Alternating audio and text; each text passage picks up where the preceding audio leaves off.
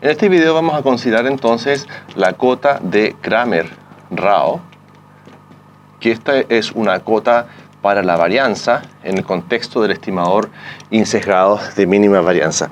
Entonces lo que vamos a considerar son algunos supuestos para que este teorema sea verdadero. Lo primero es que vamos a considerar el conjunto A, que va a ser el conjunto de todas las vectores X, tal que la densidad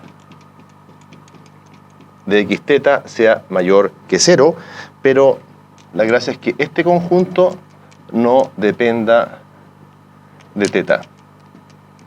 ¿Cómo se puede ver esto? Ah, mira, ¿te acuerdas que hay ciertas variables aleatorias en que la indicatriz queda entrelazada, el x con el teta, por ejemplo, la distribución uniforme?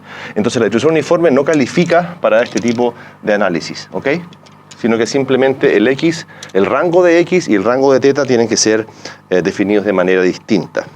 Entonces, la segunda condición dice que para cada x perteneciente a A, entonces esta función f de x teta es diferenciable respecto a teta, con respecto a teta. Es decir, vamos a calcular la derivada de esa función respecto a teta. El tercer supuesto establece que la esperanza de la derivada respecto a teta de la log verosimilitud,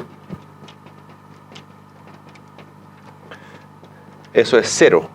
Tú puedes pensar que este supuesto es bastante artificial, pero después nos vamos a dar cuenta que muchas densidades satisfacen esto, y voy a hacer especialmente un video explicando estos supuestos en un contexto bastante general.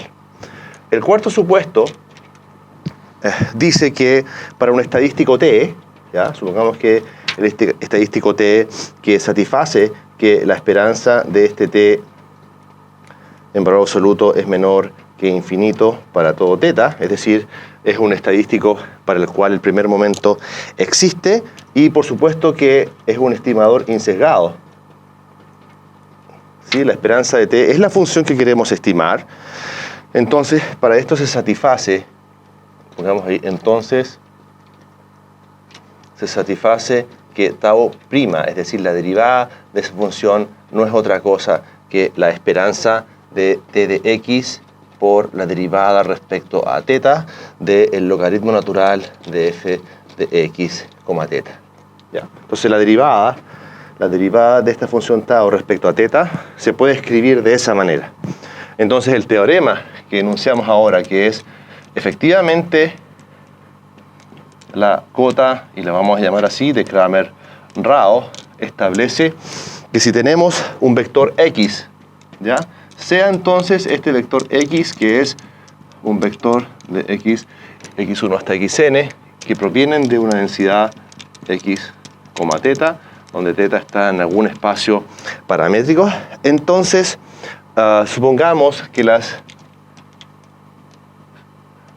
que los supuestos 1 al 4 se satisfacen.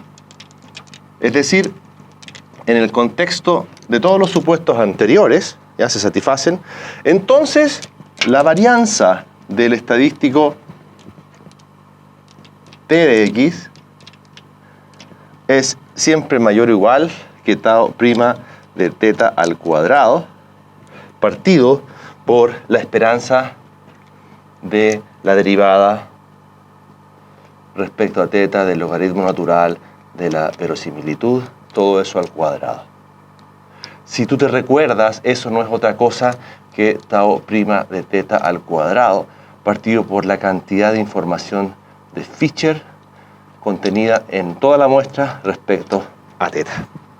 Entonces, ¿qué dice el teorema de Cramer-Rao? Dice que si tú tienes cualquier estimador insesgado de tau de teta que cumple con esa condición, entonces la varianza de cualquiera de esos estimadores siempre va a ser más grande que esta cantidad, que la podemos calcular y que depende únicamente de teta. ¿Te das cuenta? Es decir, no puede haber un estimador insesgado que tenga varianza más chica que este valor.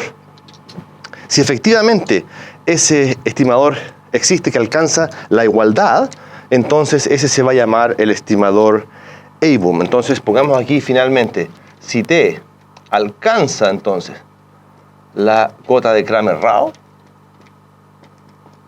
entonces ese estimador se llama el A-boom. El estimador con varianza más pequeña dentro de la clase de los insesgados. No hay un estimador que tenga varianza más chica que esta cantidad. Entonces, en el video, a continuación, vamos a explicar las hipótesis.